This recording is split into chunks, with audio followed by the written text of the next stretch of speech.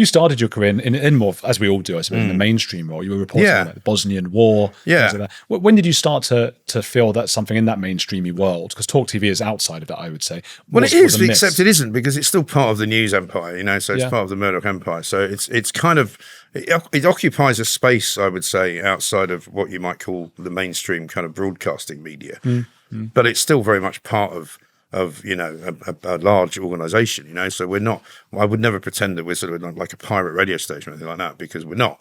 But I think it was around about the Brexit time, really, when we realized that there was something different about what we were doing, and something different about what people were saying to us than you would hear anywhere else. You know, you put the BBC on and there would be all these kind of stories about how great the European Union was and how safe it was for us to be part of it and how we shouldn't leave it, and anybody who wants to leave it must be either a racist or an idiot or a bigot or somebody with low IQ. You know, it was around about that sort of time, around about sort of 2017, 2018. And then 2019 was the year that we kind of took off, because that was when we went down to College Green in Westminster and became part of the Westminster bubble. And nobody really wanted us there. And it was great. That was great, because you felt we had this tiny little tent that was kind of way at the back, you know, and looking over there, you could see this huge, you know, 2-story BBC colossus, you know, and similarly for Sky and ITV, they all had these really big studios with lights and stuff at night. You could see them. And we just sat sort of near the entrance, and we were just grand. We had these two very glamorous looking Spanish women working for us who were sort of producers, and they used to just corral these politicians who would be just like, oh yeah, we'll come and talk to you. They didn't know who we were. And then they'd sit down and I sort of monster them. And it was great. It was so much fun. And I realized then that politicians really are not very smart. You know, that's the I thing. remember Michael Heseltine called me impertinent.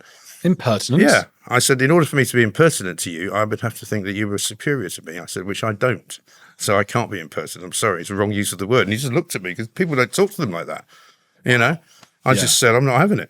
You know? Is there then a fakeness in that mainstream? Totally, because a lot of the Westminster journalists in particular, you know, their lifeblood depends on favours from PRs and favours from, you know, the lobby, and making sure that they behave in a way which is not likely to upset anybody.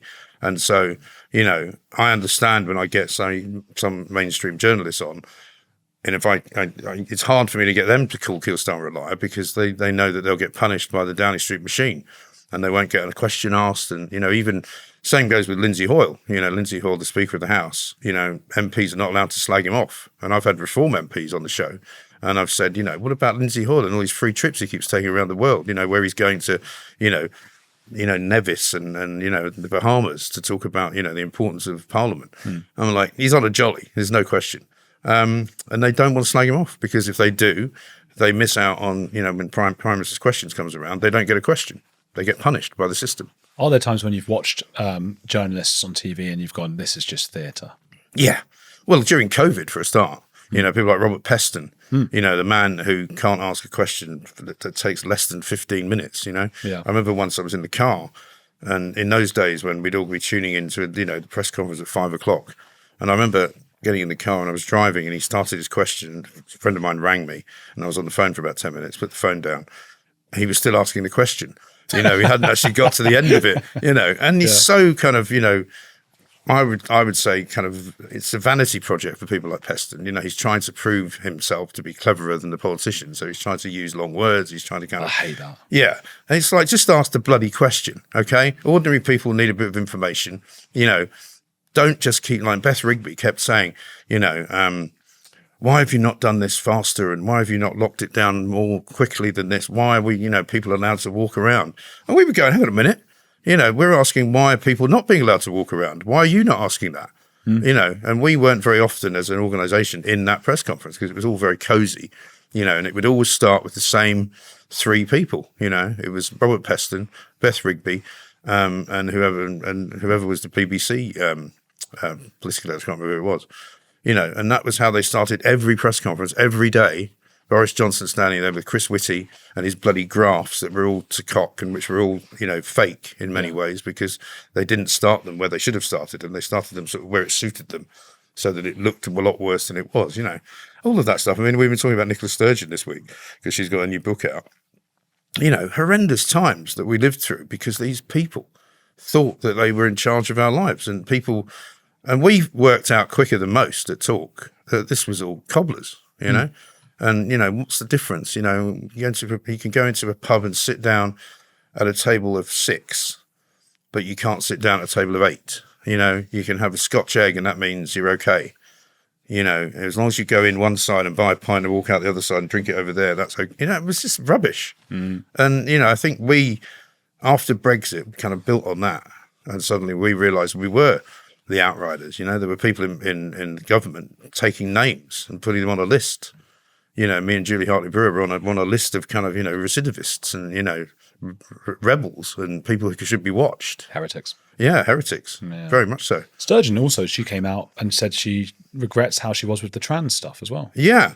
Yeah, I mean, she's had some very strange responses to some of the questions she's been asked. I mean, she came out and said that she doesn't view her sexuality as binary. And she was actually asked by Julie, actually, what does that actually mean? And then she didn't explain it. She went, well, it means what it says. And so you're non-binary then. So are you going to tell us that you've got a relationship going with a woman? I'm not going to get into a relationship. I've just, you know, got out of a marriage. I mean, she's clearly trying to tell people that she's bisexual. I don't really care, right? Yeah. But why can't she just, why don't you just say it? I just don't even know why I want to know about Nicola Sturgeon's sexuality. Yeah, I know. What I mean? Well, I used to know her quite well. Oh, maybe you know then. Not that well. But no, we used to go out for drinks and stuff when she was, you know, a youngish politician, 31, 32, around then, about 2005. And she was sort of deputy leader to Alex Salmond, and she was good fun. She used to flirt. She was quite normal, you know, but I don't know what happened to her. One of the things that frustrates me, I see a lot of the sort of those mainstream paragons of legacy-ness. Yeah. Emily Maitlis, Rory Stewart, Alistair Campbell. They sort of get to have a foot in both worlds in a sense, because now they've got their podcasts and things. They give off an impression of independence. Yeah. And yet it's just regurgitating the same nonsense with no curiosity.